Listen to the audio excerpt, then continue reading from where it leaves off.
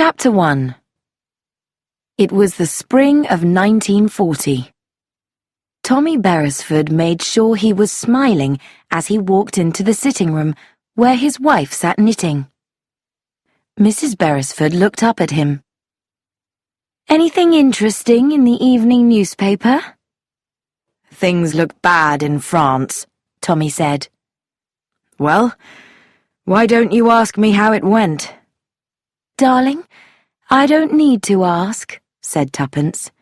"You are smiling the unhappiest smile I have ever seen." "As bad as that?" "Much worse." "I tell you, Tuppence, it's terrible when a man of 46 is made to feel like a grandfather. Army, Navy, Air Force, Foreign Office, they all say the same. I'm too old. They don't want me in any job." "It's the same for me," complained Tuppence. "They don't want people of my age for nursing. They'd rather have a schoolgirl who's never seen a wound than a woman who worked in the Great War." "Well, it is comforting that Deborah has a job," Tommy said. "I could do as much as our daughter," remarked Tuppence. Tommy grinned. "She wouldn't think so." Tuppence gave a cry of anger. "Are we too old to do things? Isn't it true that we once caught a dangerous criminal? Isn't it true that we rescued a girl and important secret documents, and were thanked by a grateful country? Us! That was us! I'm so disappointed in Mr. Carter." "But he no longer works in intelligence. He's old. He lives in Scotland and fishes." Tuppence sighed sadly. "I wish we could find a job. Any job. I imagine the worst when I have so much time to think." As she spoke, she looked at the photograph of a very young man in an Air Force uniform, with the same wide smile as his father, Tommy's. The doorbell rang. Tuppence got up. She opened the door to see a broad-shouldered man with a large, fair moustache and a cheerful red face. "Are you Mrs. Beresford? My name is Grant. I'm a friend of Lord Easthampton's. He suggested that I visit you and your husband." "Oh, come in." She led him into the sitting room. "Tommy, Mr. Grant is a friend of of Lord Easthampton's." Lord Easthampton was the proper title of their old friend. But Tuppence always thought of him as Mr. Carter, the name he used when he was Chief of Intelligence and their boss. For a few minutes, the three talked together. Then Tuppence left the room. She returned a few minutes later with sherry and some glasses. Then Mr. Grant said to Tommy, "I understand you're looking for a job. Well, active service is only for the young men, but I can offer you some office work, which is better than nothing. Come to my office one day this week and—" The telephone rang, and Tuppence picked it up. "Hello? Yes? What?" A loud voice, obviously in pain, spoke from the other end. "Oh, my dear! Of course. I'll come now." She put down the phone. "Tommy, that was Maureen. I'm so sorry, Mr. Grant, but I must go. My friend has fallen and hurt her ankle, and I must go and help her. Do forgive me." "Of course, Mrs. Beresford." Tuppence hurried out. The door of the flat shut noisily. Tommy poured another glass of sherry for his guest. "Thank you. In one way, your wife leaving is fortunate for us. It will save time. You see, Beresford, if you had come to the ministry, I would have asked you to do something special. East Hampton told us you were the man for the job." Tommy was delighted. "Tell me." "This is confidential. Not even your wife must know. Officially, you will be working in Scotland, in a secret army area where your wife cannot join you. In fact, you will be somewhere very different. You've read in the newspapers of the fifth column? You know what that means?" "The enemy within," Tommy said. "Exactly. You know the war started badly for us. We did not want war and had not prepared for it. Well, we are correcting our mistakes, and we can win this war, but only if we do not lose it first. And the danger of losing it comes not from Germany, but from within.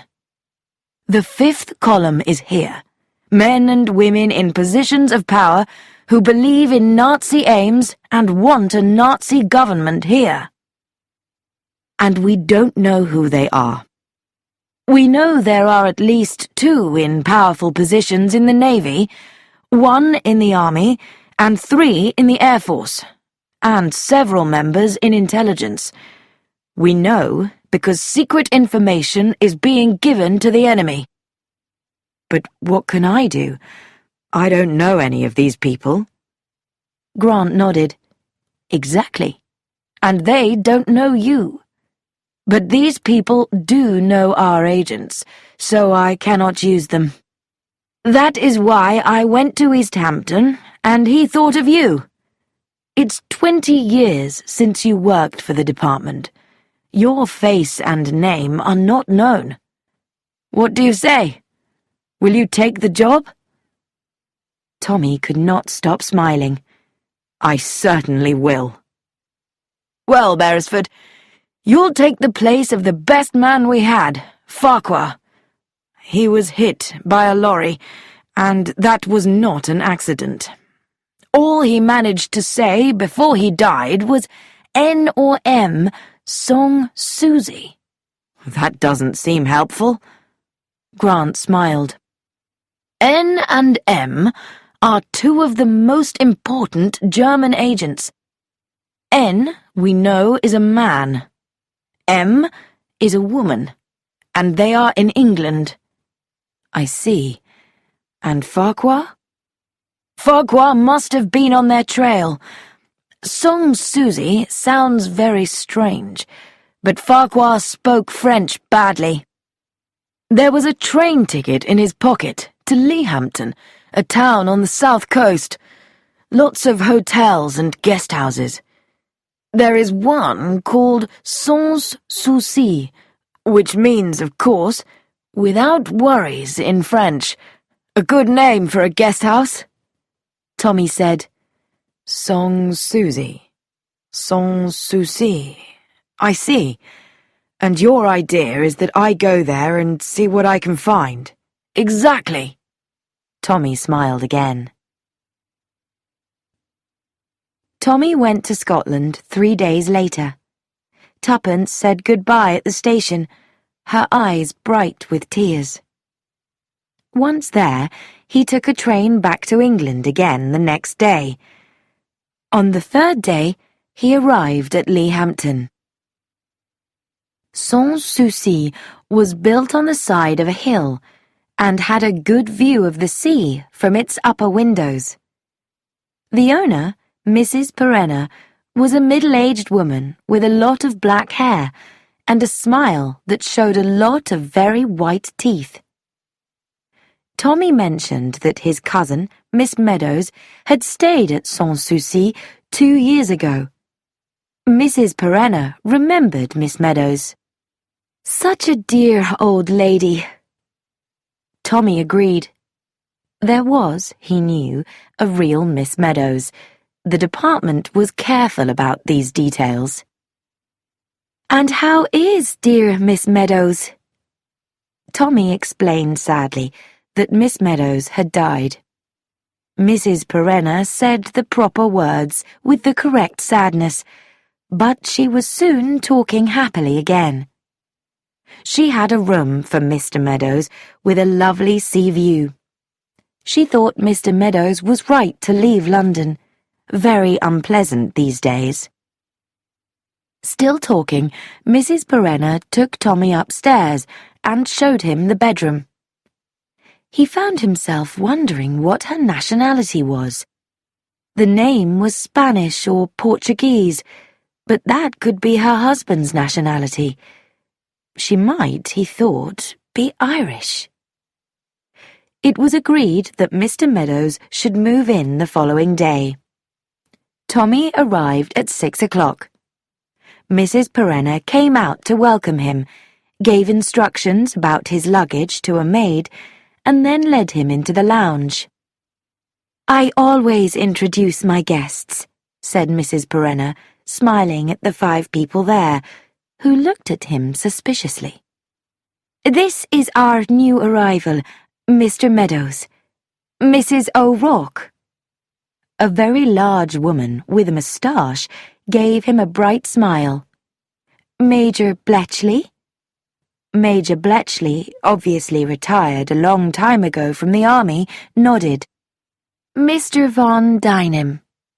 A young man, very stiff, fair-haired and blue-eyed, got up and bowed. "Miss Minton?" An elderly woman, wearing many necklaces, was knitting a balaclava. She smiled and laughed. "And Mrs. Blenkinsop." More knitting. A dark-haired woman lifted her eyes from another balaclava. Her eyes met his. Polite, uninterested, stranger's eyes.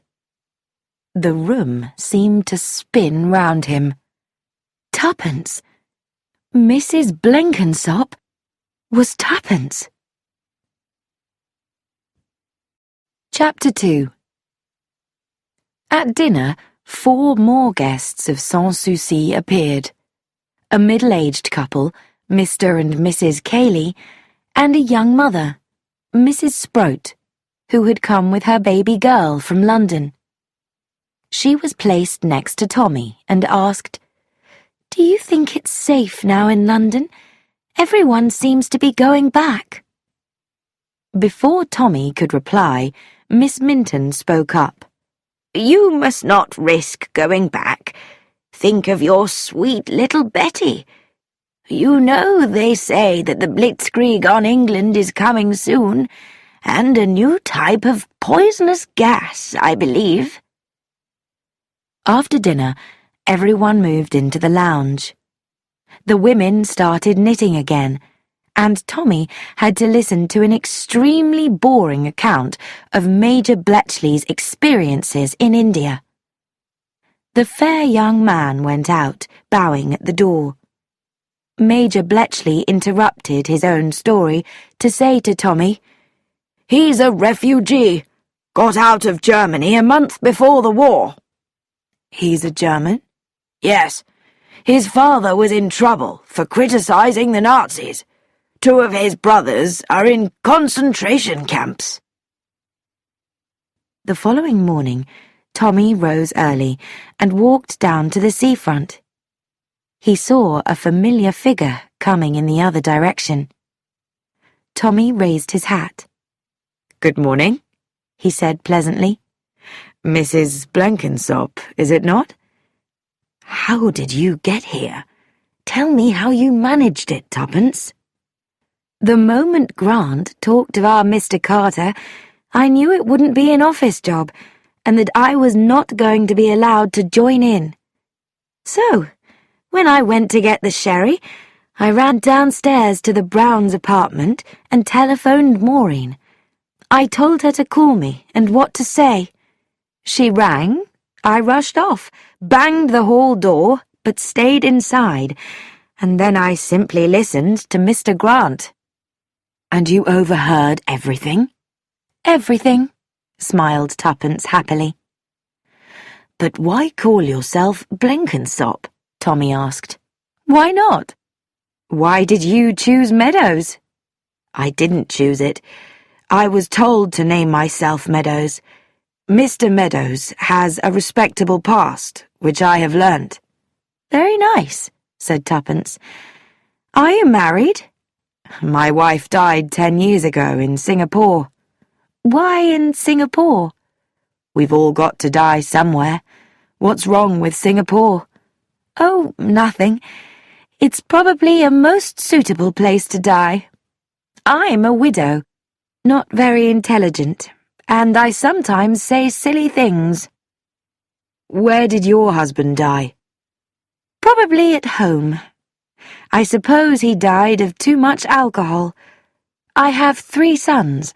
Douglas, who is in the Navy, Raymond is in the Air Force, and Cyril, my youngest son, is in the Army. Now, how are we going to cooperate? Tommy said thoughtfully, We mustn't be seen too much together. No, I think chasing is best. Chasing? I chase you. I've had 2 husbands, and I'm looking for a 3rd. You are the hunted widower. Every now and then I catch you. Everyone laughs and thinks it's very funny. Sounds perfect, agreed Tommy. He caught her arm. Look over there. Near the pier, they saw Carl von Dynam listening to a girl who was talking forcefully. I think this is where you leave me, Tuppence murmured. Right, agreed Tommy. He turned and walked off in the opposite direction. Tuppence slowly continued her walk. As she passed the young couple, she overheard a few words. But you must be careful, Carl. The least suspicion. Words that suggested something. Yes, but they could mean anything. She turned and again passed the 2. More words from the girl floated to her. Arrogant English, how I hate them. Mrs. Blenkinsop's eyebrows rose. Carl von Dynam was a refugee from the Nazis, living in safety in England. It was not wise of him to listen to such words.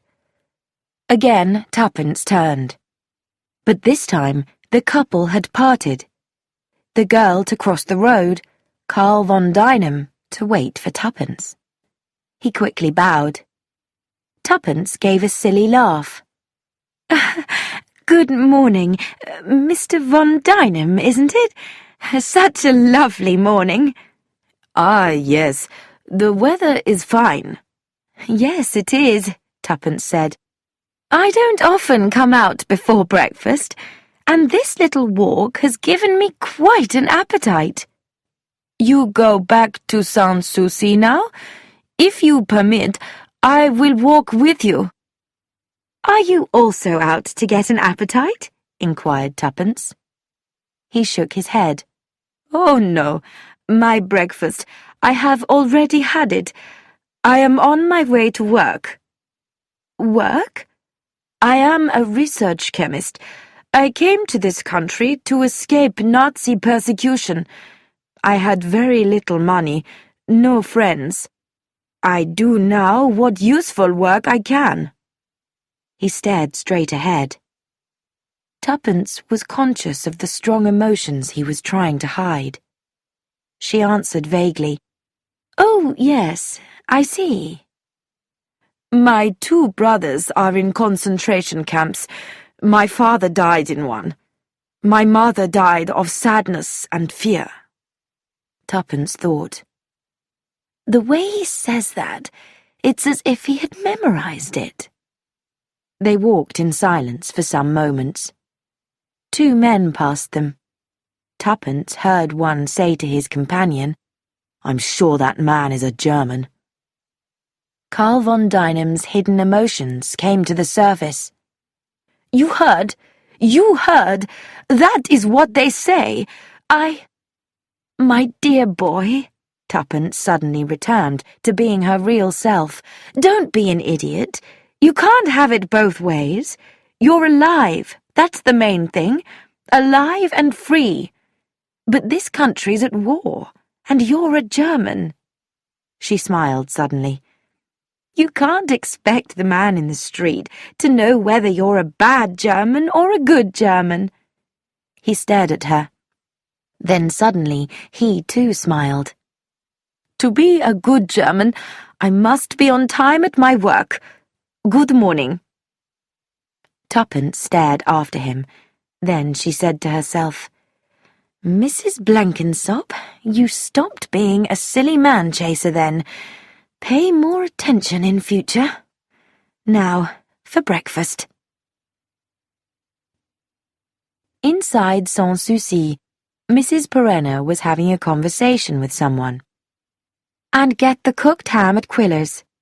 It was cheaper last time there, and be careful about the vegetables." She stopped as Tuppence entered. "Oh, good morning, Mrs. Blenkinsop. You're up early? Breakfast is all ready in the dining room." She pointed to her companion. "This is my daughter, Sheila. You haven't met her. She only came home last night." Tuppence looked with interest at Sheila, the girl she had just seen talking to Karl von Dynam.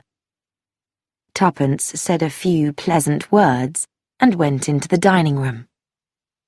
There were 3 people having breakfast, Mrs. Sproat and her baby girl, and Mrs. O'Rourke. The old woman looked at Tuppence with huge interest. "It's a fine thing to be out walking before breakfast," she remarked. "A grand appetite it gives you." "Nice bread and milk, darling," said Mrs. Sproat to her daughter, trying to put a spoonful into the child's mouth. But baby Betty cleverly avoided this by a quick movement of her head and stared at Tuppence with large round eyes. She pointed a milky finger at the newcomer, gave her a brilliant smile and said, "Gaga Booch." "She likes you," cried Mrs. Sproat, smiling warmly at Tuppence. "Booch," said Betty Sproat. "A putha bag," she added. "And what does she mean by that?" demanded Mrs. O'Rourke with interest. "She doesn't speak very clearly yet," confessed Mrs. Sproat. "She's only just over 2, you know. She can say Mama, though, can't you, darling?" Betty looked thoughtfully at her mother and said, "Gugglebick." "It's a language of their own they have, the little angels," said Mrs. O'Rourke. "Betty, darling, say Mama now." Betty looked hard at Mrs. O'Rourke, frowned, and said with great emphasis, "Naza." "She's doing her best, and a lovely, sweet girl she is." Mrs. O'Rourke stood up with difficulty, smiled in a frightening manner at Betty, and walked slowly out of the room. "Ga, ga, ga," said Betty with huge satisfaction, and beat the table with her spoon. Tuppence asked with a grin, "What does Naza really mean?" "I'm afraid it's what Betty says when she doesn't like anyone or anything," Mrs. Sproat said, her face reddening. "I thought so," said Tuppence, laughing. "Mrs. O'Rourke tries to be kind," said Mrs. Sproat, "but she is alarming with that deep voice." The door opened, and Major Bletchley and Tommy appeared. Tuppence began to play the part of a man-chasing widow. "Ah, Mr. Meadows," she called out. "I got back before you, but I've left you a little breakfast." She pointed to the chair beside her. Tommy sat down at the other end of the table. Betty Sproat said, "Butch," to Major Bletchley, who was delighted. "And how's little Miss Betty this morning?" Tuppence, who was watching all of them, thought, "There must be some mistake. There can't be anything suspicious going on here. There simply can't." Chapter 3. On the sunny terrace outside, Miss Minton was knitting. Good morning, Mrs. Blenkinsop. I do hope you slept well. Mrs. Blenkinsop admitted that she never slept very well the first night or two in a strange bed, then added, "What a very pretty pattern that is you were knitting." Miss Minton looked pleased. "I'm not very good at knitting," Tuppence went on. "I can only do simple things like balaclavas for the soldiers, and even now I'm afraid I've gone wrong somewhere. I'd never done any before this terrible war, but one feels that one must do something." Oh, yes, indeed. And you have a boy in the Navy? "Yes, my eldest. Then I have a boy in the Air Force, and Cyril, my youngest, is out in France." Oh, dear, dear. How terribly worried you must be. Tuppence thought of her son. "Oh, Derek, my darling Derek, out there in terrible danger, and here I am acting the part of a worried mother, when it's what I really am." She said aloud, "We must all be brave, mustn't we? I was told the other day by someone in a very high position that the Germans can't possibly fight for more than another 2 months." Mr. and Mrs. Cayley had come out on the terrace. Mr. Cayley sat in a chair, and his wife put a blanket over his knees. "What's that you were saying?" he asked. "We're saying," said Miss Minton, "that it will all be over by the autumn." "Nonsense," said Mr. Cayley. "This war is going to last at least 6 years. "Oh, Mr. Cayley," protested Tuppence, "you don't really think so?" "Yes," he said, "I give it 6 years. You dear ladies are being completely unrealistic. Now, I know Germany very well from my business dealings before I retired. I can assure you that Germany can continue practically indefinitely with Russia behind her," Mr. Cayley went on, approval in his voice. Mrs. Sproat came out with Betty and sat her down with a small woolen dog with only one ear and a woolen doll's jacket. "There, Betty," she said. "You dress up Bonzo ready for his walk while Mummy gets ready to go out." Betty started talking to Bonzo in her own language. "Truckle, truckly, parbat," said Betty. Mr. Cayley, noticing that no one was paying him any attention, continued angrily. "As I was saying, Germany has such a perfect system of—" Tuppence could feel someone behind her. She turned her head. It was Mrs. Perenna, her eyes on the group. And there was something in those eyes. Contempt? Tuppence thought, "I must find out more about Mrs. Perenna." Tommy was making friends with Major Bletchley. "You brought some golf clubs with you, didn't you, Meadows? We must have a game together. The course has lovely views over the sea, and it's never very crowded. What about coming along with me this morning?" "Thanks very much. I'd like it." "I must say, I'm glad you've arrived," remarked Bletchley as they were walking up the hill. "There are too many women in that place. It gets annoying. I'm glad there's another man to talk to. You can't count Cayley. The man talks of nothing but his health. If he went out for a good 10-mile walk every day, he'd be a different man. And I'm not sure about Von Dynam." "No?" said Tommy. "No. This refugee business is dangerous. I'd intern the lot of them. We need to be cautious.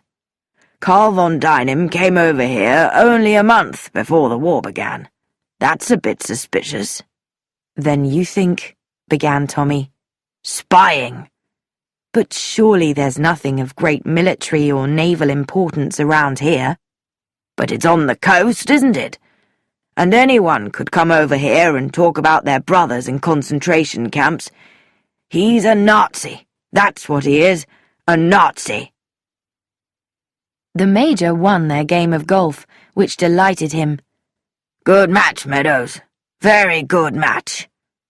Come along and I'll introduce you to some of the others in the clubhouse. Nice lot.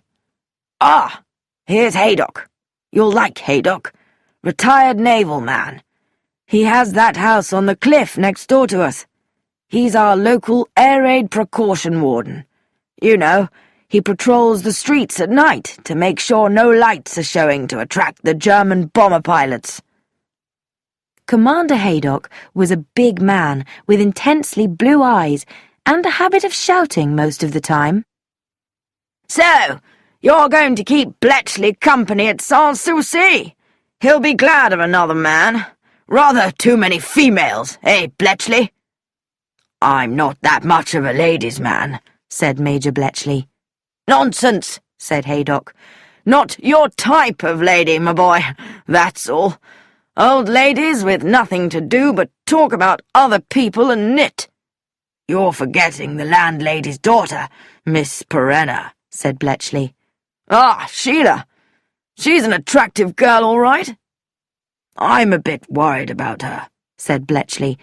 She's seeing too much of that German fellow. That's bad. He's a good-looking young man, but we can't have that sort of thing. Making friends with the enemy? We can't allow that. There are plenty of decent young English fellows about. Bletchley added, Sheila's a strange girl. There are times when she will hardly speak to anyone. Spanish blood, said Commander Haydock. Her father was half Spanish, wasn't he? He looked at his watch. It's time for the news. We'd better go in and listen to it. There was little news that day. After commenting with approval on the latest activities of the Air Force, the commander talked about his favourite theory, that the Germans would try to land at Leehampton simply because it was such an unimportant spot. There's not even an anti-aircraft gun in the place. Terrible. Haydock then gave Tommy an invitation to come and see his house, Smuggler's Rest. I've got a marvellous view. My own beach. Bring him along, Bletchley. It was decided that Tommy and Major Bletchley should come for drinks on the evening of the following day. After lunch at Sans-Souci, Mr. Meadows walked down to the pier. There were some children running up and down, screaming in voices that matched the screaming of the seabirds, and one man sitting on the end fishing. Mr. Meadows stood beside him and looked down into the water. Then he asked gently, "Caught anything?" The fisherman shook his head. "I don't often catch anything," Mr. Grant said without turning his head. "What about you, Meadows?" "I've nothing much to report as yet, sir. I've made friends with Major Bletchley, who seems the usual type of retired officer. Cayley seems to be a genuine invalid. However, he was in Germany frequently during the last few years. And, of course, there's von Dynam." "Yes, I'm interested in von Dynam. N or M may not be at Sans-Souci. It may be Karl von Dynam who is there, reporting to them. Through him, we may be led to them. But I can tell you in confidence, Beresford, that very nearly all Germans in this country are going to be interned." "You've had the other guests at Sans-Souci checked, I suppose, sir?" Grant sighed. "No. I could ask the department to check easily enough, but I can't risk it, Beresford. I'm not sure we don't have a traitor in the department itself. If anyone guesses that I'm watching Sans-Souci, then the organization may find out. That's why you've got to work without help from us. They must not know. There's only one person I've been able to check up on." "Who's that, sir?" "Karl von Dynam. That was easy enough because it's routine to check foreigners." "And what was the result?" "Karl is exactly what he says he is. His father, who was against the Nazis, was arrested and died in a concentration camp." Carl's elder brothers are in camps. His mother died a year ago. He got to England a month before war began. Von Dynam said he wanted to help this country, and his work in a chemical research laboratory has been excellent. Then he's all right? Not necessarily. There are two possibilities. The whole von Dynam family could be deceiving us, or else this is not the real Carl von Dynam, but a man playing the part of Carl von Dynam. He seems a very nice young man, said Tommy slowly. Sighing unhappily, Grant replied, They nearly always are. But what about the women in this place? I think there's something strange about the woman who runs it. Mrs. Perenna? Yes.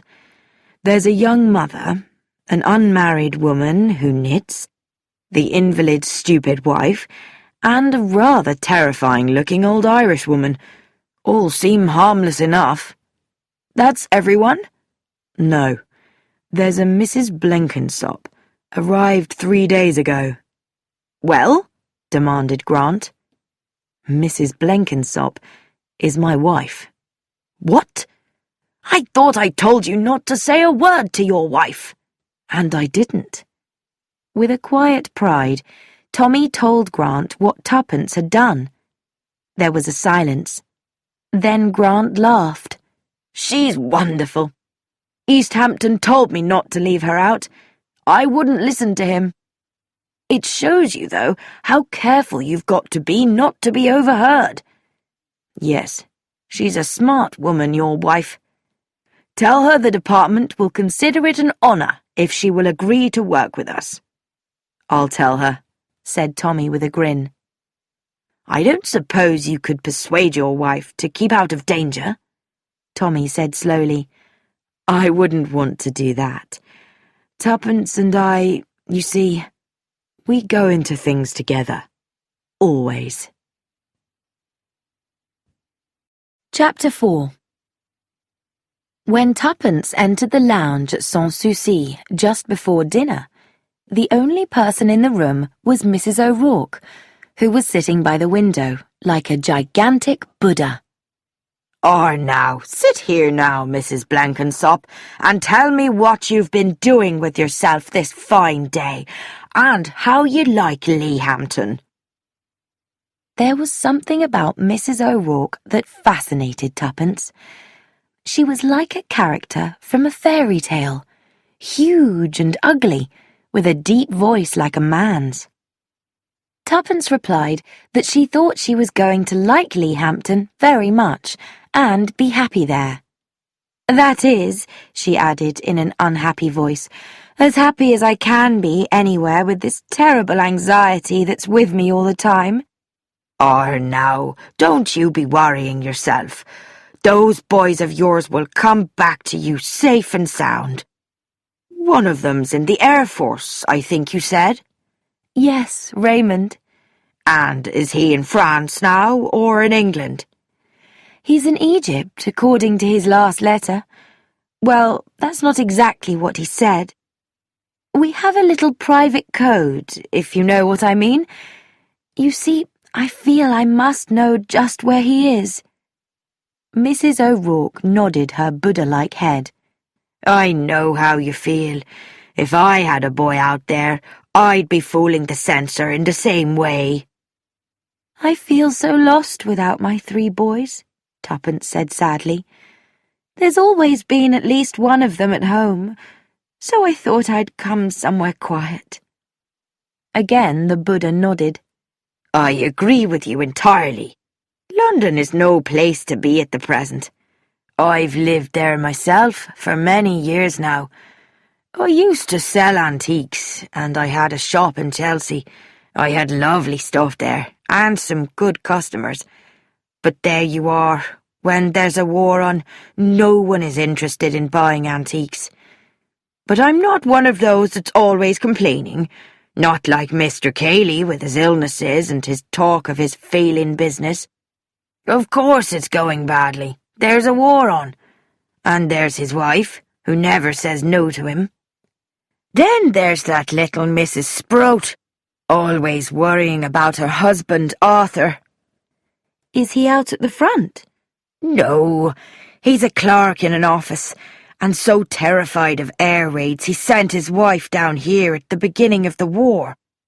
Mind you, I think that's the best thing for the child, and a nice little girl she is. But Mrs. Sprout keeps saying Arthur must miss her so. But if you ask me, Arthur's not missing her much. Tuppence murmured, I'm terribly sorry for all these mothers. I do understand why they're sending away the children from the cities. The Germans won't bomb the countryside, will they? But if you let your children go away without you, you never stop worrying. And if you go with them, it's hard on the husbands left at home. Ah, yes, and it becomes expensive running 2 homes. This place seems quite a reasonable price, said Tuppence. Yes, I'd say you get good value. Mrs. Perenna's a strange woman, though. There's been a great drama in that woman's life. I'm certain of that. Do you really think so? I do. And the mystery she makes of herself. And where do you come from in Ireland? I asked her. And would you believe it? She said she was not from Ireland at all. You think she is Irish? Of course she's Irish. I know my own countrywomen. I could name you the county she comes from. But there, I'm English, she says, and my husband was a Spaniard. Mrs. O'Rourke stopped speaking as Mrs. Sprout came in, followed by Tommy. Tuppence immediately took on a playful manner. Good evening, Mr. Meadows. You look very well this evening. Plenty of exercise, that's the secret, Tommy replied. Then the rest of the party came in, and the conversation during the meal was about spies. Only Sheila Perenna took no part in the conversation. She sat there, her dark face angry. Carl von Dynam was out, so everyone was speaking freely. Sheila only spoke once. Mrs. Sprout said in her thin voice, The biggest mistake I think the Germans made in the last war was to shoot Nurse Cavell. It turned everybody against them. It was then that Sheila demanded, Why shouldn't they shoot her? She was an English spy, wasn't she? She helped English people to escape in an enemy country. Why shouldn't she be shot? Oh, but shooting a woman and a nurse. Sheila got up. I think the Germans were quite right, she muttered. She went out of the glass door into the garden. Everyone then went into the lounge for coffee. Only Tommy went out to the garden. He found Sheila Perenna standing by the garden wall, staring out at the sea. He offered her a cigarette, which she accepted. Lovely night, he commented. In a low voice, the girl answered, It could be. If it weren't for the war, you mean? He asked quietly. I don't mean that at all. I hate the war. So do we all. Not in the way I mean. I hate the horrible, horrible patriotism. Patriotism? Tommy was surprised. Yes, I hate patriotism. Betraying your country, dying for your country, serving your country. Why should one's country mean anything at all? Tommy said simply, I don't know. It just does. Not to me. Oh, it would to you. You believe in the British Empire and the stupidity of dying for one's country. My country, said Tommy, won't let me die for it. Yes, but you want to. And it's so stupid. Nothing's worth dying for. It's all an idea. Talk, talk. My country doesn't mean anything to me at all. Someday, said Tommy, you'll find that it does. No, never. I've suffered. I've seen. Do you know who my father was? His name was Patrick Maguire. He was a follower of Casement in the last war. He was shot as a traitor, all for nothing. Why couldn't he just stay at home quietly?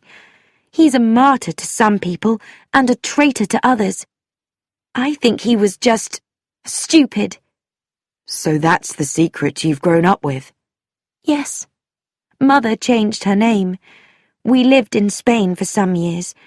She always says that my father was half Spanish. We always tell lies wherever we go. We've been all over Europe. Finally, we came here, and I think running this guest house is the worst thing we've done yet. I hate it. How does your mother feel about things? Tommy asked. You mean about my father's death? Sheila was silent a moment, thinking carefully about the question. She said slowly, I've never really known. She never talks about it. It's not easy to know what Mother feels or thinks. Tommy nodded his head thoughtfully. I don't know why I've been telling you this, Sheila said abruptly. I got angry. Where did it all start? A discussion on Edith Cavell. Oh, yes. Patriotism. I said I hated it. Aren't you forgetting Nurse Cavell's own words? What words? Before she died. Don't you know what she said? He repeated the words. Patriotism is not enough.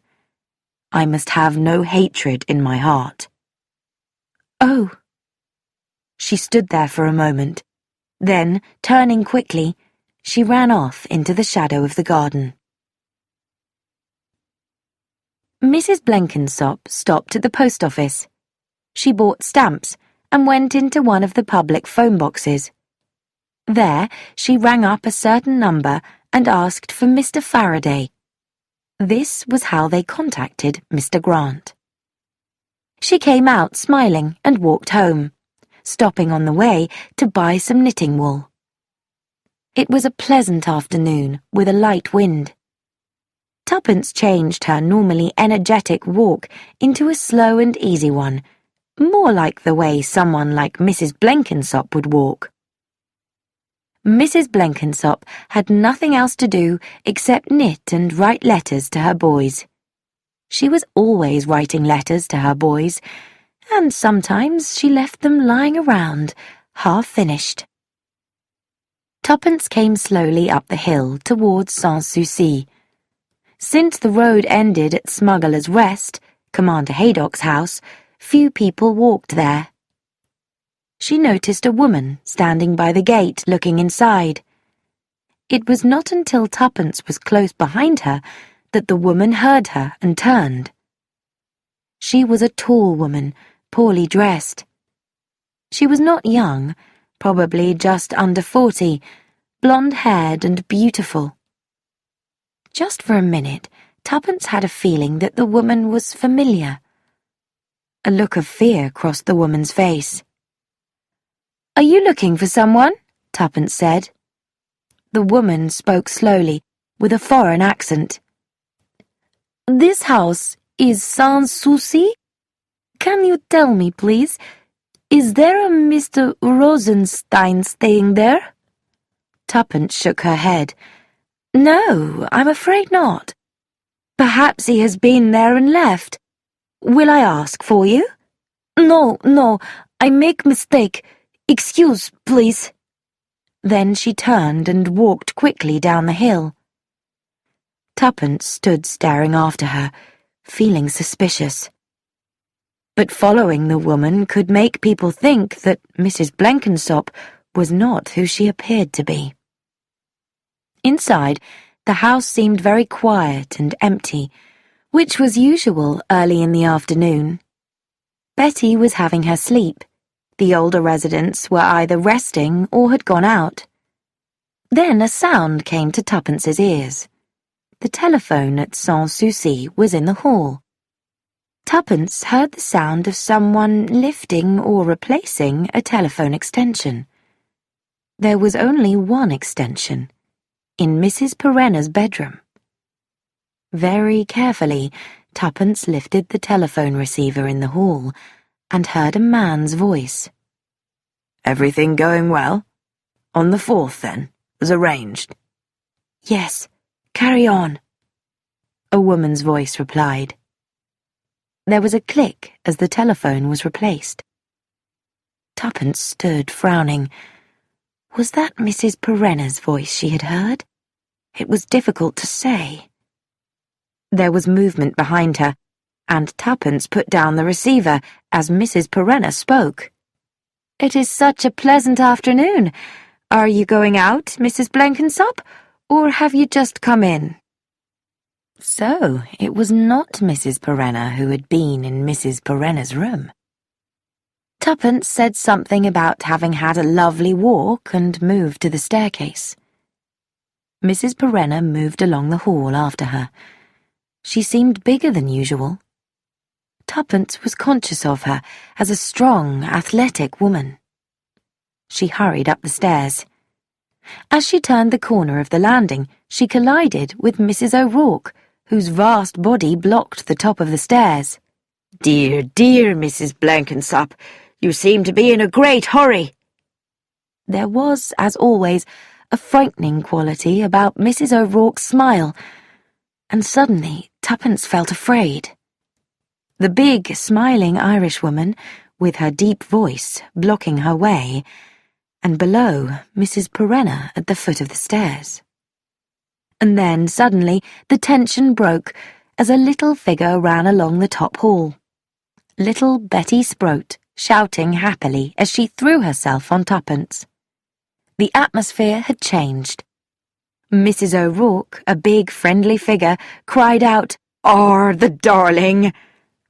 Below, Mrs. Perenna had turned away to the door that led into the kitchen. And the atmosphere on the stairs, thought Tuppence, that tense moment, might have been just her own overactive nerves.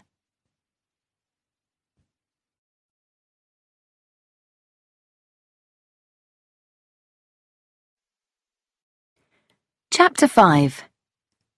Commander Haydock welcomed Tommy and Major Bletchley with enthusiasm and insisted on showing Mr. Meadows "All over my little place."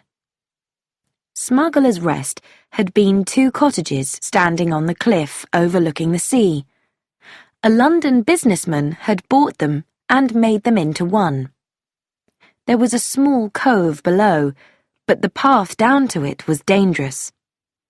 "Then, some years ago," explained Haydock, "Smugglers was sold to a man called Hahn.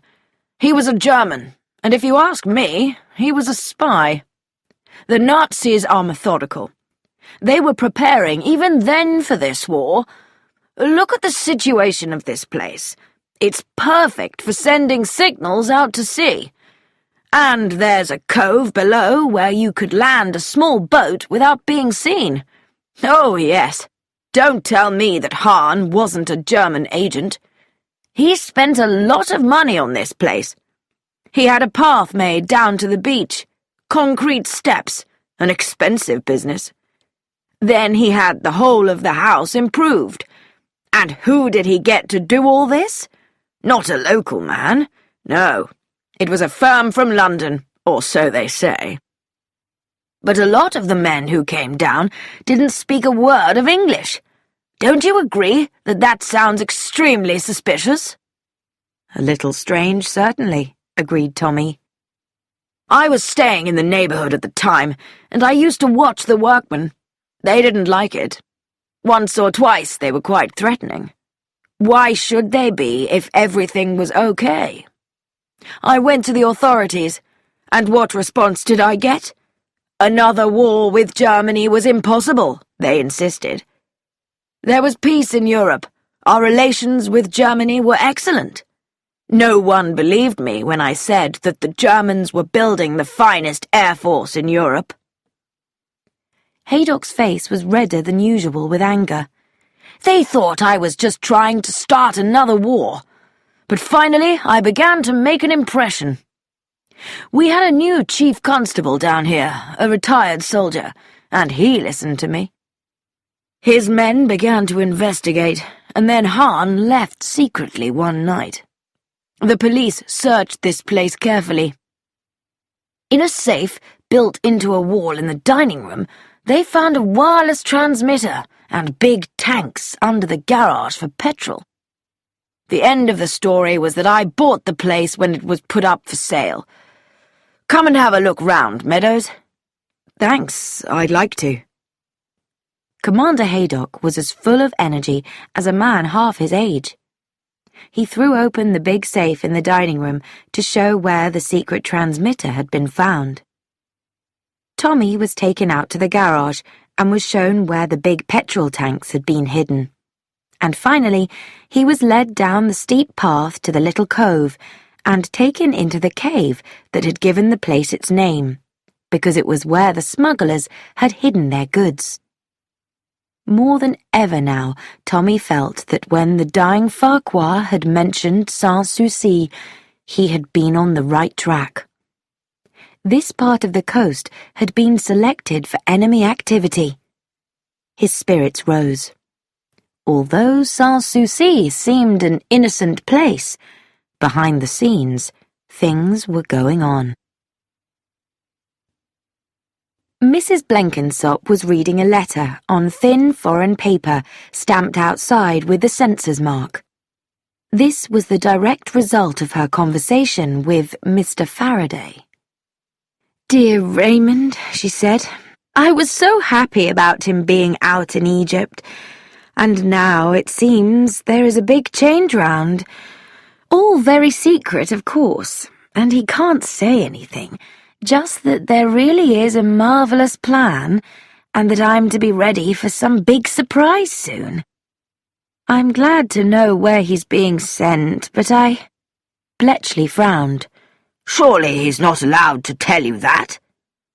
Tuppence looked round the breakfast table as she folded up her precious letter. "Oh, we have our methods," she said with a little laugh. "And dear Raymond knows that if I know where he is, or where he's going, I don't worry quite so much. It's quite a simple code, too.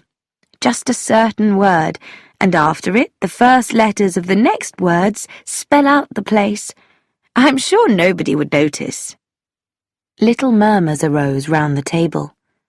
The moment was well chosen. Everybody was at the breakfast table together for once. Bletchley, his face red, said, "Mrs. Blenkinsop, that's a very stupid thing to do.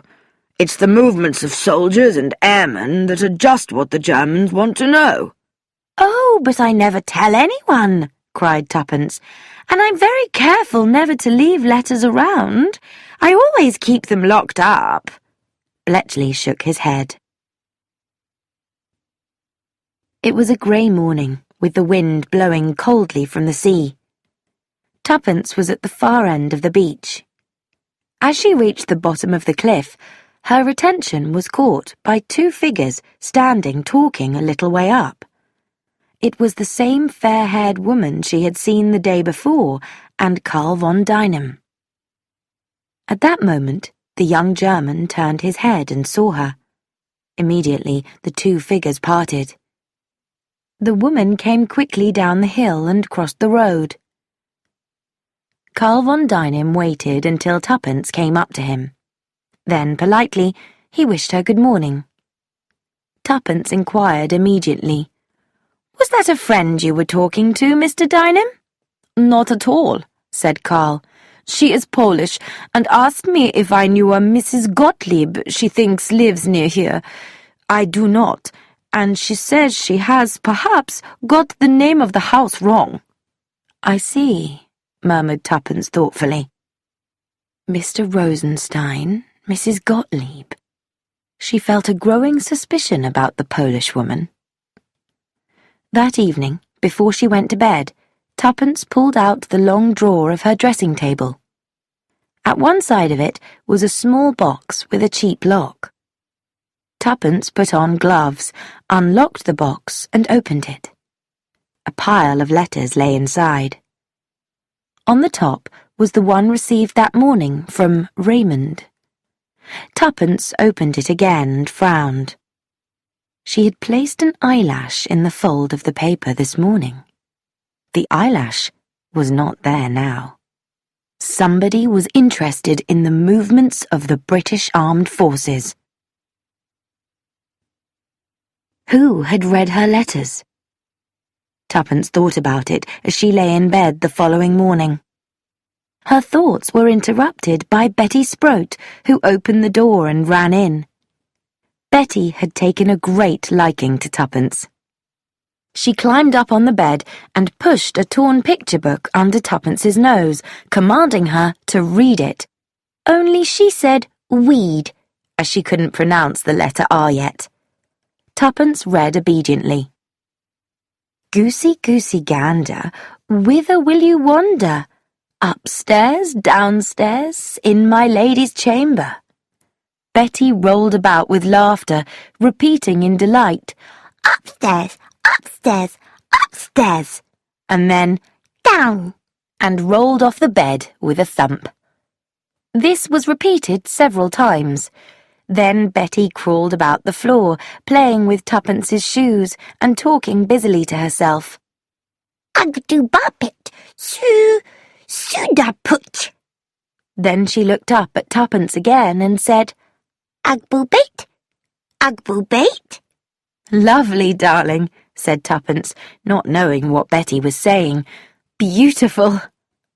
Satisfied, Betty started talking to herself again, and Tuppence lay planning what to do next, with Tommy's help.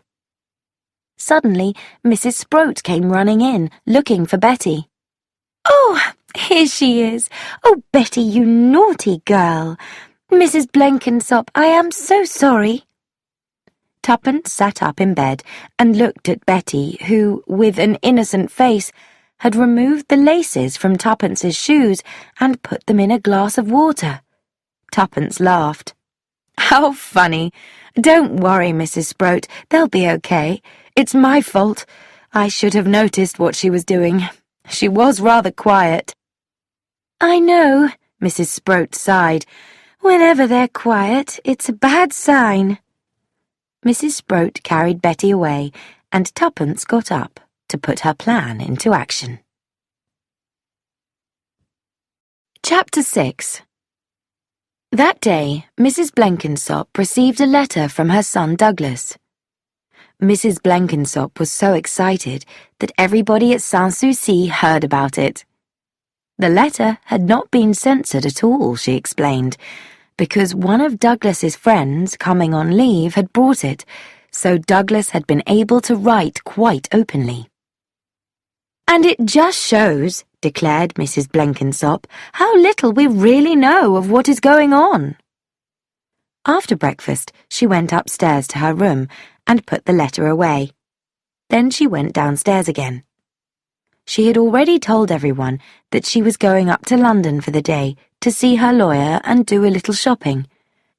And although she had no wish to do so, Mrs. Blenkinsop had said that she was going to London, and to London she must go.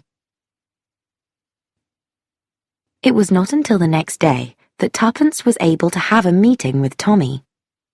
Mrs. Blenkinsop met Mr. Meadows as he was taking a walk on the beach. Well, said Tuppence, did you see anyone go into my room? Tommy nodded his head. The maids went in to clean the room, of course, and Mrs. Perenna went in, but that was when the maids were there. And Betty ran in once and came out with a woolen dog. Anyone else? One person, said Tommy slowly. Carl von Dynam, at lunchtime. He came out from the dining room early, came up to his room, then went across the passage and into yours. He was there about a quarter of an hour. That settles it, I think. Tuppence nodded. Yes, it was quite clear now. Carl von Dynam could have had no reason for going into Mrs. Blenkinsop's bedroom and remaining there for a quarter of an hour, except for one. I'm sorry, she said slowly. So am I, said Tommy. He's a nice boy. Well, I think we can agree that Carl von Deinem is working with Sheila and her mother, said Tuppence. Probably Mrs. Perenna is in charge, and that foreign woman who was talking to Carl yesterday must be involved somehow. What do we do now? Tommy asked. We must search Mrs. Perenna's room, and we must follow her and see where she goes and who she meets. Tommy, let's get Albert down here. Many years ago, Albert, who had worked in a hotel, had helped the young Beresfords. Afterwards, he had gone to work for them as a general servant. 6 years ago, he had married and was now the proud owner of the Duck and Dog, a pub in South London. Tuppence continued quickly. Albert will be really excited. He can stay at the pub near the station, and he can follow the Perennas for us, or anyone else. What about Mrs. Albert? She has gone to her mother's in Wales with the children because of possible air raids on London. It all fits in perfectly. Yes, that's a good idea, Tuppence. Albert will be perfect. Now, another thing. I think we ought to watch out for that so-called Polish woman who was talking to Carl. She probably comes here for orders or to take messages. Next time we see her, one of us must follow her and find out more about her. Tommy continued his walk and entered the post office where he phoned Mr. Grant. Then he wrote and sent a letter to Albert and bought himself a newspaper. He was walking back to Sans-Souci when Commander Haydock, passing in his car, shouted, "Hello, Meadows! Want a lift?" Tommy got in gratefully. "So you read that awful newspaper, do you?" demanded Haydock, looking at the red cover of the Inside Weekly News. "It's terrible," Tommy agreed, "but sometimes they do seem to know what's going on behind the scenes." "The truth of it is," said Commander Haydock, just missing a large van, "when they're right, you remember it, and when they're wrong, you forget it. Do you feel like a game of golf tomorrow? I've got to go to a meeting about this parachute business, getting together a group of local volunteers. Good idea, if you ask me. So, will we have a round of golf about 6? "Thanks very much." "Good, then that's agreed." The commander stopped abruptly at the gate of Sans-Souci. "How's the fair Sheila?" he asked. "Quite well, I think. I haven't seen much of her." Haydock gave his loud laugh. "Not as much as you'd like to, I bet. She's a good-looking girl, but she sees too much of that German fellow. Unpatriotic, I call it." Mr. Meadows said, "Be careful. He's just coming up the hill behind us." "I don't care if he does here. Any decent German's fighting for his country, not running over here to avoid it." Chapter 7. On the following day, Mrs. Sproat went up to London. Various residents of Sans-Souci had offered to look after Betty, and Tuppence had the morning turn. "Play," said Betty. "Play hide-seek." She was talking more easily every day, and had adopted a most attractive habit of putting her head on one side with a lovely smile and murmuring, "Please," which was her way of saying please. Tuppence had intended to take her for a walk, but it was raining, so the two of them went into Mrs. Sproat's bedroom. Betty led the way to the drawer of the bureau where her toys were kept. "Shall we hide Bonzo?" asked Tuppence. But Betty had changed her mind, and demanded instead, "Read me story." Tuppence pulled out a book, only to be interrupted by a cry from Betty. No, bad." Tuppence stared at her in surprise, and then down at the book, which was a coloured version of Little Jack Horner. Was Jack a bad boy, she asked, because he pulled out a plum? "Bad," Betty said, and then, with a huge effort, "Nasty." She took the book from Tuppence and put it back, then took out an identical book from the other end of the shelf, saying with a huge smile, clean. Nice, Jack Corner. Tuppence realised that any dirty, well-read books had been replaced by new and cleaner ones. Mrs. Sproat was always terrified of germs. Tuppence had brought up her own 2 children in contact with a reasonable amount of dirt. However, she took the clean copy of Jack Horner and read it to the child, followed by another, Goosey Goosey Gander. Then Betty hid the books, and Tuppence took an amazingly long time to find each of them, to Betty's great delight, and so the morning passed quickly. After lunch, Betty had her rest, and it was then that Tuppence looked out into the garden and saw that the rain had stopped. At the bottom of the garden, the bushes parted slightly. In the gap, a face appeared. It was the Polish woman staring up at the windows of Sans Souci. The woman's face had no expression, and yet there was something frightening about it. Turning abruptly from the window, Tuppence ran downstairs, out of the front door and down the path at the side of the house to where she had seen the woman. There was no one there now. Tuppence went through the bushes and out onto the road and looked up and down the hill. She could see no one. Troubled, she turned and went back into Sans Souci. Could she have imagined the whole thing? No, the woman had been there. She felt a strange sense that something bad was going to happen. Now that the weather had improved, Miss Minton was taking Betty out for a walk.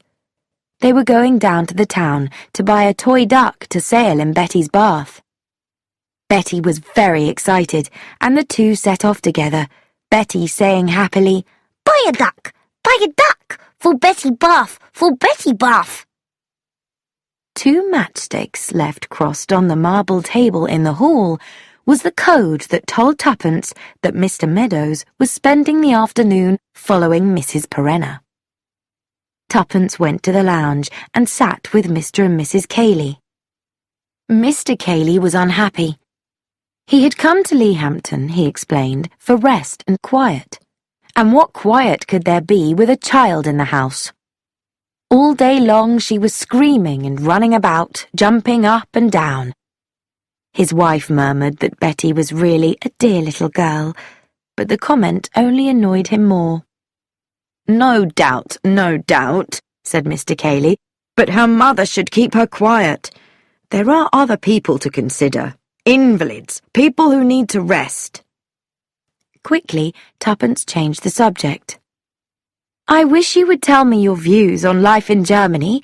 You've travelled there several times, and it would be interesting to have your point of view.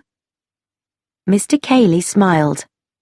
Dear lady, in my opinion. Tuppence, murmuring an occasional, Now that's very interesting, listened with close attention. She was quickly convinced that Mr. Cayley was an admirer of the Nazi system. He clearly thought, though he did not say it openly, how much better it would have been if England and Germany had taken sides against the rest of Europe. Nearly 2 hours later, they were interrupted by the return of Miss Minton, Betty, and the duck. Looking up, Tuppence caught a strange expression on Mrs. Cayley's face. It might have been simply a wife's jealousy at her husband paying so much attention to another woman. It might have been concern that Mr. Cayley was speaking too clearly about his political views. It certainly expressed dissatisfaction.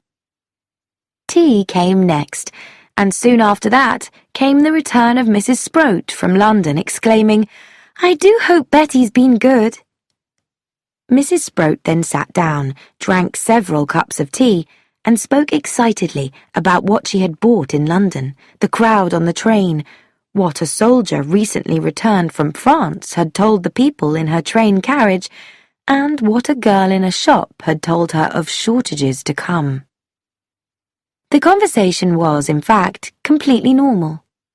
It went on afterwards on the terrace outside, for the sun was now shining. Betty rushed happily about, going into the bushes and returning with a leaf or little stones, which she placed in the lap of one of the grown-ups. She would give an explanation in her own little language, which no one could understand, of what they represented. Fortunately, she required little response in her game, being satisfied with an occasional, "How nice, darling, is it really?" There had never been an evening more typical of Sans-Souci. There was talk about the war. Can France fight back? What is Russia likely to do? Could Hitler invade England if he tried? Will Paris fall to the Germans? Suddenly, Mrs. Sproat glanced at her watch. Goodness, it's nearly 7. I ought to have put that child to bed ages ago. Betty! Betty! It was some time since Betty had returned to the terrace, though no one had really noticed. Mrs. Sproat called her with growing impatience. Betty! Where can the child be? Mrs. O'Rourke said with her deep laugh, "Doing something naughty, I've no doubt about it. It's always the way when there's quiet." Betty, I want you. There was no answer, and Mrs. Sproat rose impatiently. I suppose I must go and look for her. I wonder where she can be. Miss Minton suggested that she was hiding somewhere, but Betty could not be found, either inside or outside the house. They went round the garden calling, and they looked in all the bedrooms. There was no Betty anywhere. Mrs. Sproat began to get annoyed. It's very naughty of her, very naughty indeed. Do you think she can have gone out on the road? Together, she and Tuppence went out to the gate and looked up and down the hill. There was no one in sight except a delivery boy with a bicycle standing talking to a maid at the door of the house across the road. Tuppence and Mrs. Sproat crossed the road, and Mrs. Sproat asked if either of them had seen a little girl. The maid asked, "A little girl in a green dress?" Mrs. Sproat replied eagerly, "That's right. I saw her about half an hour ago, going down the road with a woman." Mrs. Sproat said with amazement, With a woman? What sort of a woman? The girl seemed slightly embarrassed. Well, what I'd call a strange-looking woman. I'm sure she was foreign. She was wearing strange clothes, like a kind of shawl, and no hat. Her face was strange, too. I've seen her about once or twice lately, and to tell the truth, I thought she was a bit mad. Mrs. Sproat almost collapsed against Tuppence. Oh, Betty, my little girl, she's been stolen. What did the woman look like? Was she dark? Tuppence shook her head energetically. No, she was fair, very fair, with a wide face and blue eyes set very far apart. She saw Mrs. Sproat staring at her and hurried to explain. I've noticed her around here. Carl von Dynam was speaking to her one day. It must be the same woman. The servant girl agreed. That's right, fair-haired she was. Oh, cried Mrs. Sproat, what shall I do? Tuppence put an arm round her. Come back to the house, have a little brandy, and then we'll ring up the police. It's all right. We'll get her back. Mrs. Sproat cried out weakly. She's some dreadful German woman, I expect. She'll kill my Betty. Nonsense, said Tuppence. It will be all right. I expect she's just some woman who's not quite right in her head. But she did not believe her own words. She did not believe for one moment that the calm blonde woman was mad. Carl, thought Tuppence. Would Carl know? Had he had anything to do with this? However, a few minutes later, she started to doubt this assumption. Carl von Dynam, like the rest, seemed completely surprised. As soon as the facts were told, Major Bletchley took control. Now then, dear lady, he said to Mrs. Sproat, sit down here and just drink a little of this brandy. I'll contact the police station immediately." Mrs. Sproat murmured, "Wait a minute. There might be something." She hurried up the stairs and along the passage to her room. A minute or two later, they heard her footsteps running along the upstairs hall. She rushed down the stairs and took Major Bletchley's hand from the telephone receiver, which he was just about to lift. "No, no, you mustn't! You mustn't!" And crying wildly, she collapsed into a chair. They crowded round her. In a minute or two, she recovered herself. Sitting up, with Mrs. Cayley's arm round her, she held something out for them to see. "I found this on the floor of my room. It had been wrapped round a stone and thrown through the window. Look what it says." Tommy took it from her and unfolded it. It was a note, written in big, bold letters. "We have got your child. She is safe. You will be told what to do soon. If you go to the police, your child will be killed. Say nothing." Mrs. Sproat was repeating faintly, "Betty, Betty." Everyone was talking at once. "The dirty, murdering criminals!" exclaimed Mrs. O'Rourke. Brutes! Shouted Sheila Perenna. "I don't believe a word of it. It's a silly practical joke," declared Mr. Cayley. Oh, the dear little girl, murmured Miss Minton. "I do not understand. It is shocking," added Carl von Dynam. And above everyone else, the loud voice of Major Bletchley. "We must inform the police at once. They'll soon find out what's going on." Once more, he moved towards the telephone. This time, a scream from Mrs. Sproat stopped him. He shouted, "But my dear madam, we must. This note is only to stop you doing anything so that they can get away." They'll kill her. "Nonsense. They wouldn't dare." I won't allow it. I tell you, I'm her mother. It's for me to say. I know. That's what they're counting on. You're feeling like that. It's very natural. But you must believe me. I'm a soldier and an experienced man of the world. The police are what we need." No. Bletchley's eyes went round, searching for agreement. "Meadows, you agree with me?" Slowly, Tommy nodded. "Cayley?" Mr. Cayley nodded too. "Look, Mrs. Sproat, both Meadows and Cayley agree." Mrs. Sproat said with sudden energy, Men, all of you, ask the women. Tommy looked at Tuppence, who said, her voice low and shaken, I agree with Mrs. Sproat." She was thinking of her own children. "Deborah, Derek, if it were them, I'd feel like her. Tommy and the others are right. I've no doubt, but I couldn't do it. I couldn't risk it," she said to herself. Mrs. O'Rourke was declaring, "No mother alive could risk it, and that's a fact."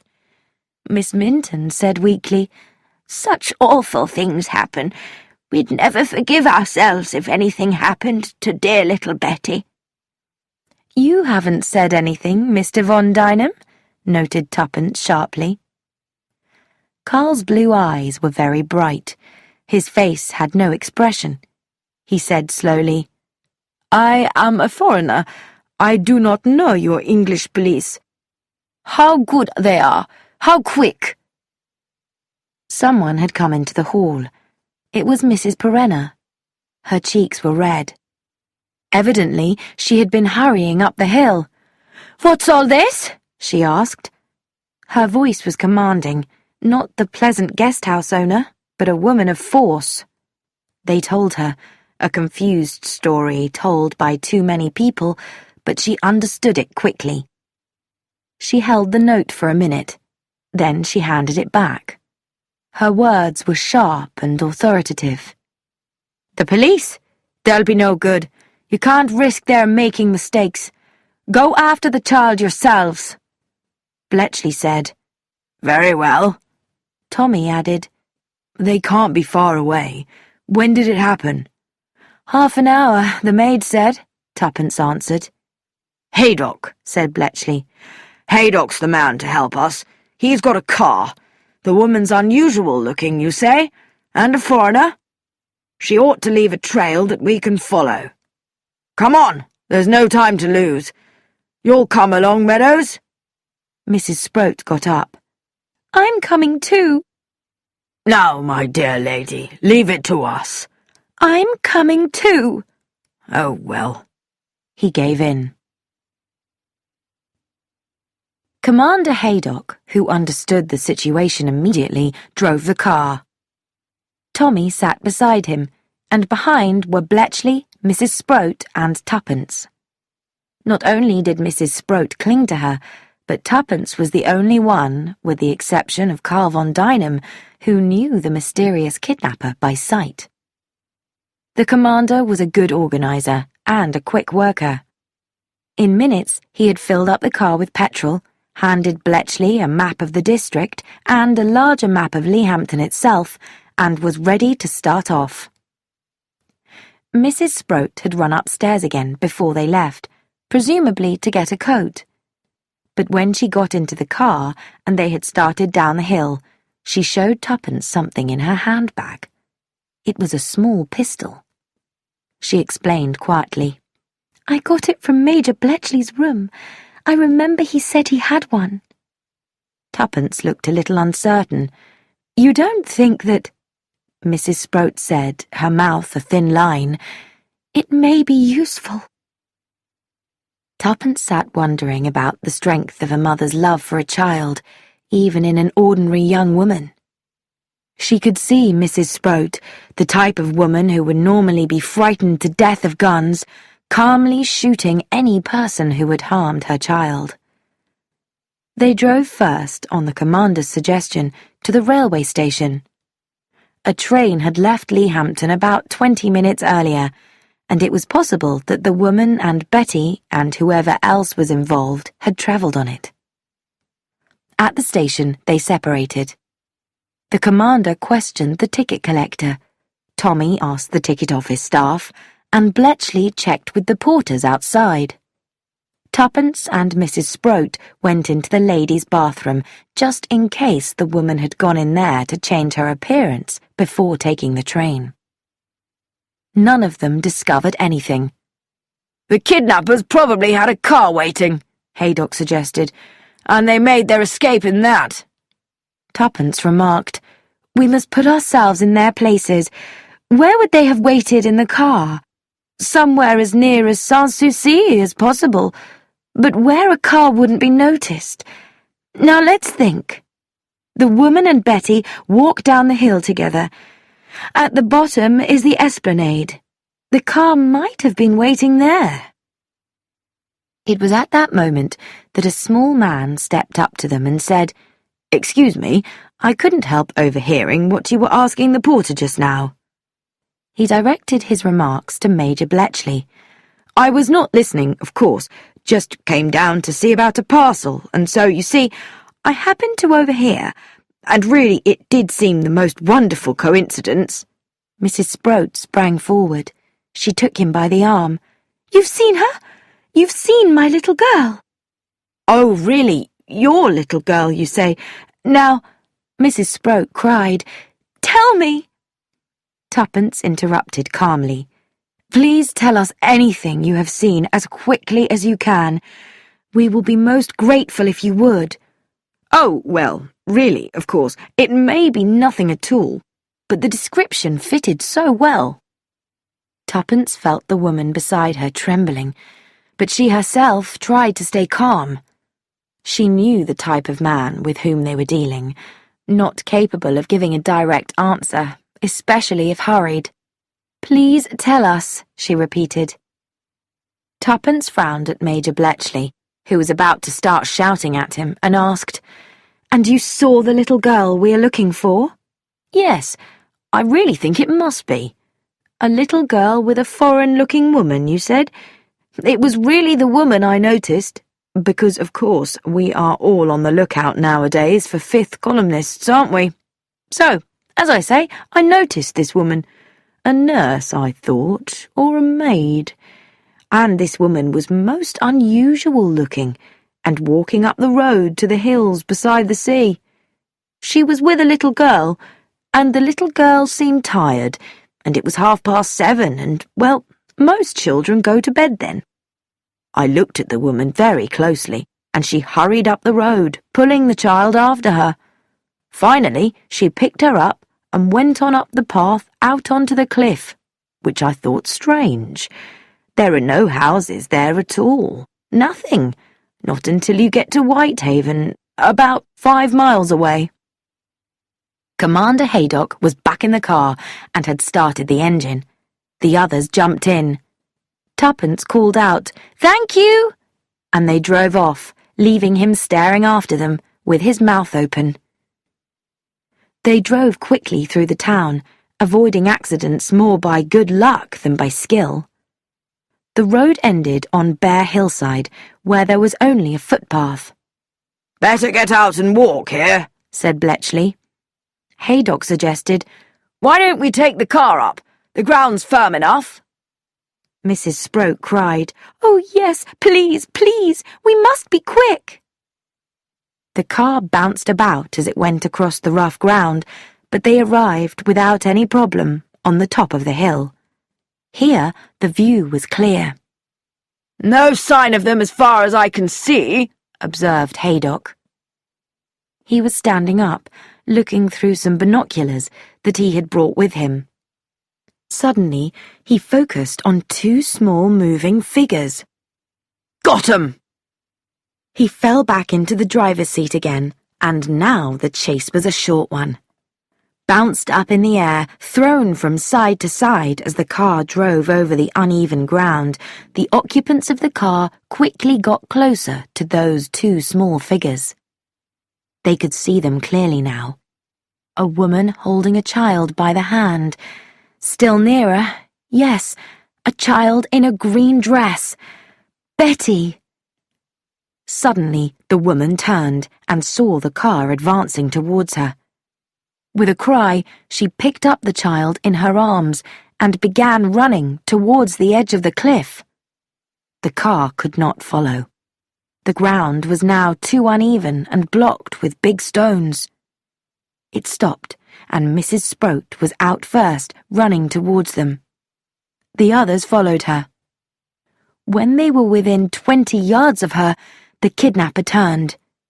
She was standing at the very edge of the cliff, and with a cry, she held the child closer to herself. Haydock exclaimed, "No! She's going to throw the kid over the cliff!" The woman's face was filled with hate. She spoke, a long, angry sentence that none of them understood. And still she held the child and looked from time to time at the sea below. It seemed clear that she was threatening to throw the child over the cliff. All of them stood there, confused and terrified, unable to move for fear of causing a catastrophe. Haydock's hand was in his pocket. He pulled out a pistol and shouted, "Put that child down, or I fire!" The foreign woman laughed. Haydock whispered, "I can't shoot. I might hit the child." Tommy cried, "The woman's crazy. She'll jump over the edge with the child in another moment." Haydock said again helplessly, "It's too dangerous to shoot." But at that moment, a shot rang out. The woman fell back, the child still in her arms. The men ran forward. Mrs. Sproat stood still, the smoking pistol in her hands, her eyes wide open. She took a few steps forward. Tommy was kneeling by the bodies. He turned them over gently. The woman was dead, shot through the head. Unhurt, little Betty Sproat stood up and ran towards her mother, who was standing completely still. Then, at last, Mrs. Sproat moved. She threw away the pistol and fell to her knees, holding the child to her. "She's safe! She's safe! Oh, Betty, Betty! And then, in a low whisper, she added, Did I kill her? Tuppence said firmly, Don't think about it. Think about Betty. Just think about Betty. Mrs. Sproat held the child close against her, crying uncontrollably. Tuppence went forward to join the men. Haydock said, I couldn't have managed a shot like that. I don't believe the woman has ever used a pistol before. It must have been pure instinct. A miracle, that's what it is. Tuppence murmured, It was a near thing. And she looked down at the sea far below and shivered. Chapter 8. The police identified the dead woman as Wanda Polonska, a Polish refugee, and the inquest on her death opened with the formal identification of the body by a Mrs. Calfont, who worked with refugees. Polonska, she said, had come to England with a cousin and his wife, who were her only relatives. She had experienced great horror in Poland, and her family, including several children, had all been killed. Polonska talked to herself constantly and did not seem normal. The coroner asked why the woman's relatives were not present, and at this point, an Inspector Brassey said that the couple had been arrested for a crime at a naval dockyard. The whole family was considered suspicious. They had had a large sum of money in their possession, which they could not explain, but there was no evidence against Polonska, except that her opinions were believed to have been anti-British. It was possible that she had been an enemy agent. The verdict was that Wanda Polonska had been killed by Mrs. Sproat, but that Betty's mother should not be blamed. The following day, Mrs. Blenkinsop and Mr. Meadows met. "Goodbye, Wanda Polonska," said Tommy sadly. Tuppence nodded. "Yes, and nothing to tell us who she was working for, and no clues about where the money came from that she and her cousins had." "Do you think Karl von Dynam and Wanda Polonska were working together?" asked Tommy. "Yes," said Tuppence. "Then Karl von Dynam must have arranged the kidnapping. But why kidnap Betty? The Sproats have no money, so it wasn't for ransom, and neither of them are employed by government." "I know, Tommy. It just doesn't make any sense at all. But I've a feeling that Mrs. Sproat could find the reason if only she'd think about it. There must be some piece of information that she discovered without knowing what it was." "Say nothing. Wait for instructions," Tommy quoted from the note found on Mrs. Sproat's bedroom floor. "That means something." "The only thing I can think of is that Mrs. Sproat, or her husband, has been given something to keep by someone else. And they were given it simply because they're such ordinary people that no one would ever suspect they had it. Whatever it may be." "Have you asked Mrs. Sproat to think about why Betty was taken?" "Yes, but all she cares about is having Betty back. That, and having hysterics because she shot someone." "Funny creatures, women," commented Tommy.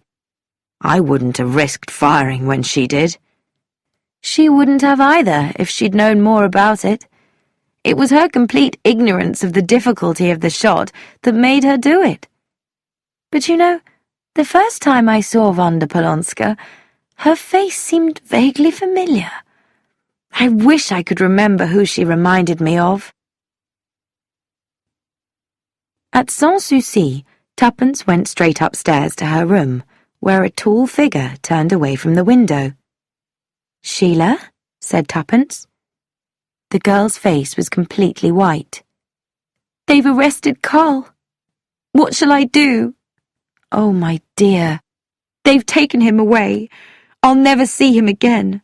What shall I do? What shall I do?" And falling on her knees, she started to cry. Tuppence stroked Sheila's dark head.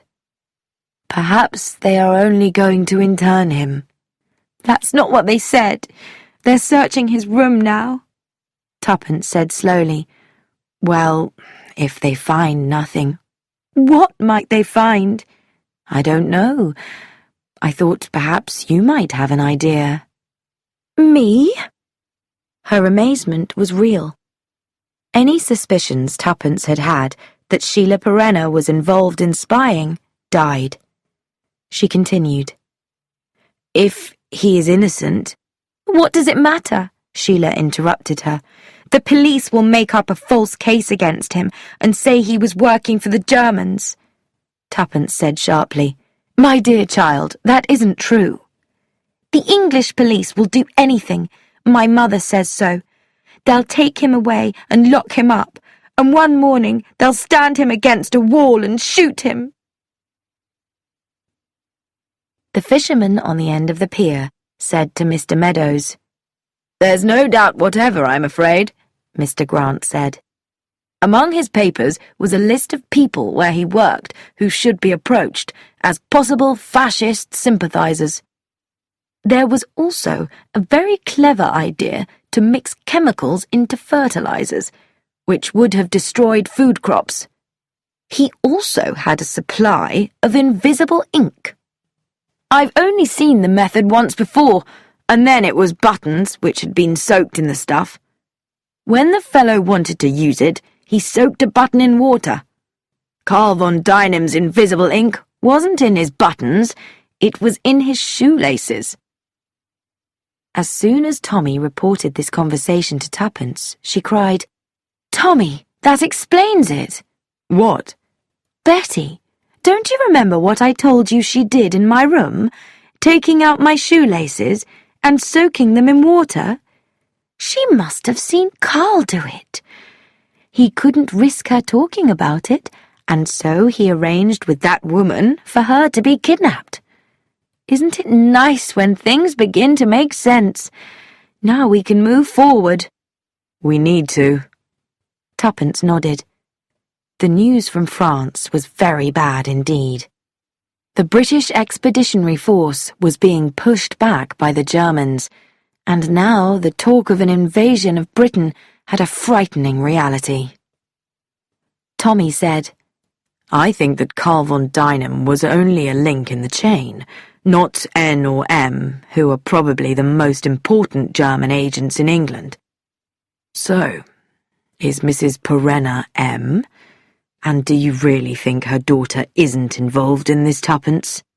I'm quite sure of it.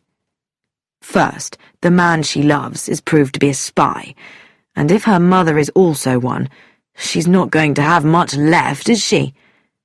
And supposing we're wrong, that M or N is someone else. I've got some other ideas, you know. Which are? I think I'll keep them to myself for a bit. We'll see which of us is right. Well, I think we've got to find out where Mrs. Perenna goes, who she meets, everything. You'd better tell our old friend Albert to follow her this afternoon. He'll be glad to have something to do at last. You can do that. I'm busy. Why? What are you doing? Tommy said. I'm playing golf. Chapter 9. It seems quite like old times, doesn't it, madam? Said Albert. He smiled happily. Tuppence asked about his wife. Oh, she's all right. Just doesn't like being away from London and me, she says. I'm not sure we should involve you in this adventure, Albert, worried Tuppence. Nonsense, madam. I tried to join the army, but they said, wait for people your age to be called up. And me, perfectly fit, and only too eager to get at those Germans. Fifth column, that's what we're up against, so the newspapers say. And I'm ready to assist you and Captain Beresford in any way you need me to. Good. Now I'll tell you what we want you to do. After their game of golf, Tommy went to have supper with Commander Haydock at Smuggler's Rest. A tall, middle-aged manservant served them with the skill of a restaurant waiter. When the man had left the room, Tommy complimented the commander on him. Yes, I was lucky to get Appledore. How did you get him? He answered an advertisement. He had excellent references, was far better than any of the others who applied for the job, and asked for very low wages, so of course I hired him immediately. Tommy laughed. The war has certainly robbed us of much of our good restaurant service. Most good waiters were foreigners. It doesn't seem to come naturally to Englishmen. Acting like a servant doesn't come easily to the English bulldog, said the commander, and went on to say that there would be a successful German invasion in the near future. There's no organisation here, no proper coordination. Appledore brought whiskey while the commander was talking. And there are spies everywhere. It was the same in the last war. Foreign hairdressers, waiters. Tommy thought, waiters? Appledore speaks perfect English, but many Germans do.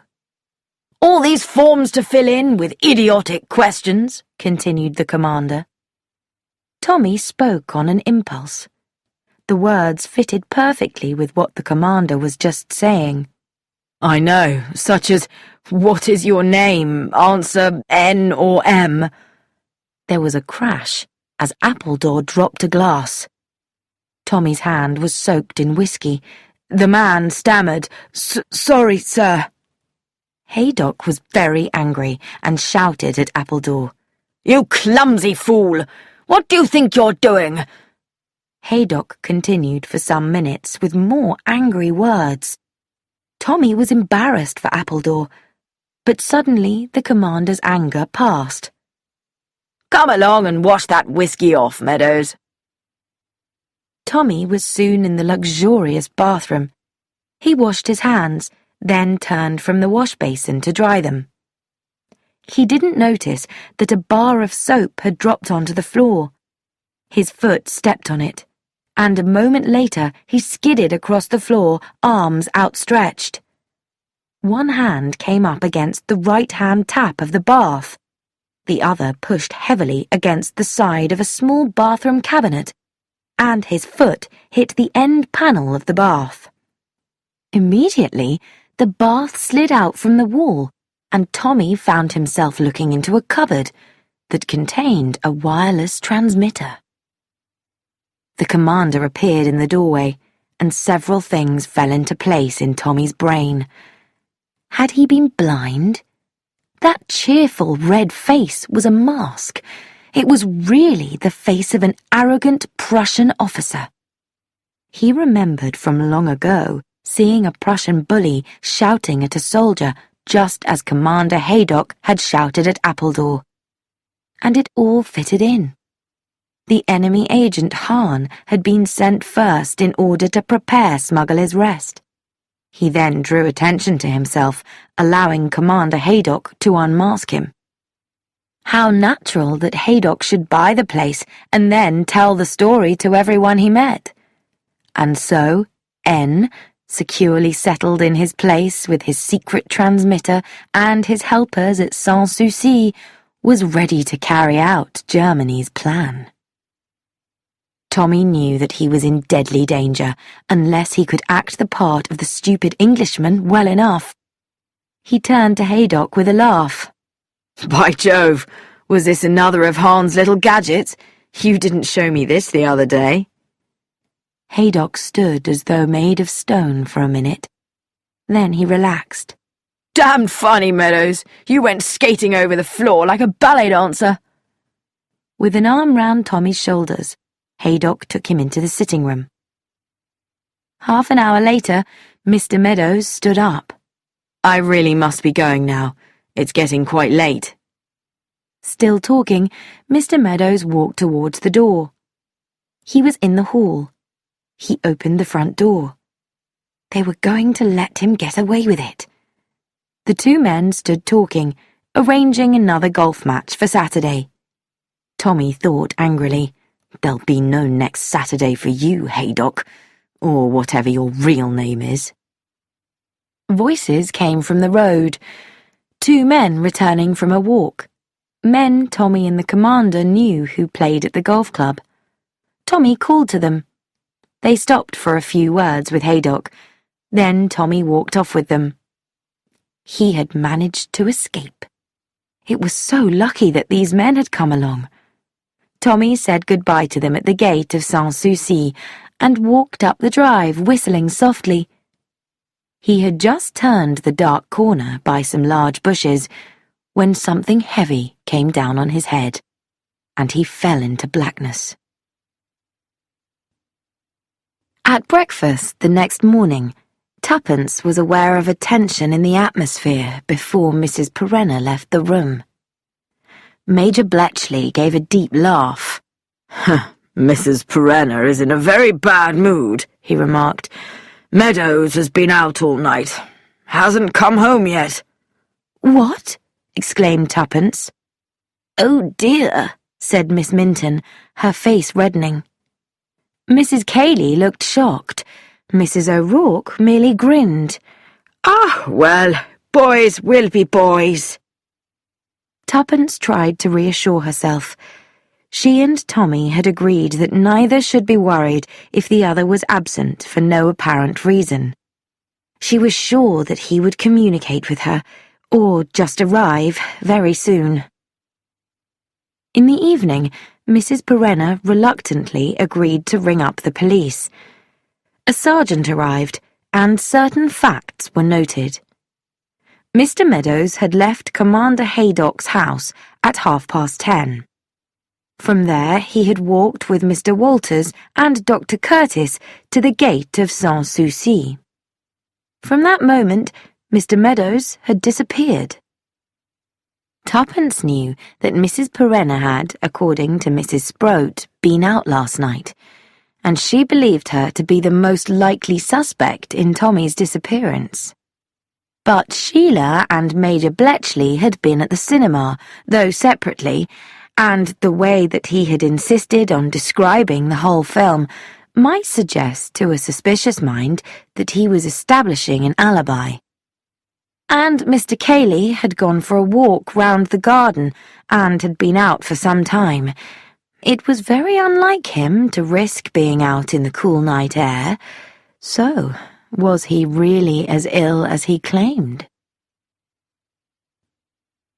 Many miles away, at a secret intelligence location, Tuppence Beresford's daughter was sitting at her desk, frowning. What's the matter, Deborah? You're looking worried. Deborah Beresford looked up at Tony Marsden. He was one of the most brilliant beginners in the coding department. It's my mother. I'm a bit worried about her. She was annoyed because nobody seemed to want her in this war, so she went down to Cornwall to stay with an aunt.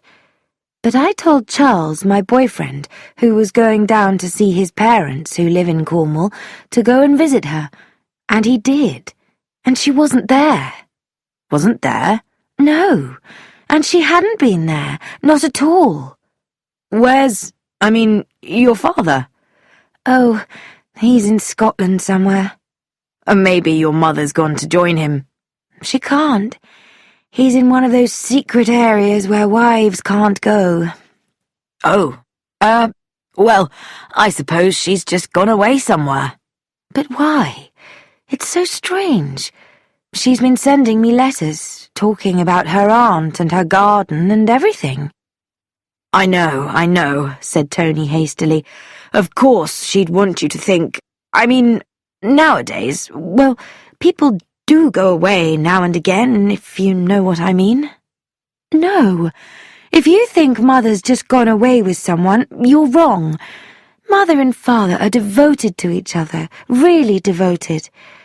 But the odd thing is that the other day someone said they'd seen Mother in Leahampton. I said it couldn't be her because she was in Cornwall. But now I wonder. Leahampton? Yes, it's the last place Mother would go to. There's nothing to do there, and only old colonels and unmarried ladies live there. Doesn't sound a likely place, said Tony. He lit a cigarette and asked casually, What did your mother do in the last war? She was a nurse. I thought perhaps she'd been like you, in British intelligence. Oh, Mother would never have been able to do this sort of work, although she and Father did get involved in searching for secret papers and spies at one point. Of course, they exaggerate it and make it all sound as though it had been very important. On the following day, Deborah returned to her rooms and was puzzled by something unfamiliar in the appearance of her bedroom. It took her a few minutes to discover what it was.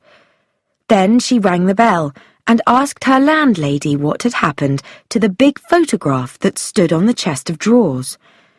Mrs. Rowley said she hadn't touched it. Maybe it had been Gladys, the maid. But Gladys also denied having removed it. A man who'd come about the gas had been in Deborah's room, she said, but Deborah refused to believe that an employee of the gas company would have stolen the photograph. It was more likely, in Deborah's opinion, that Gladys had accidentally broken the photograph frame and had hidden it in the rubbish bin. Deborah didn't worry about it. She'd get her mother to send her another photo of herself.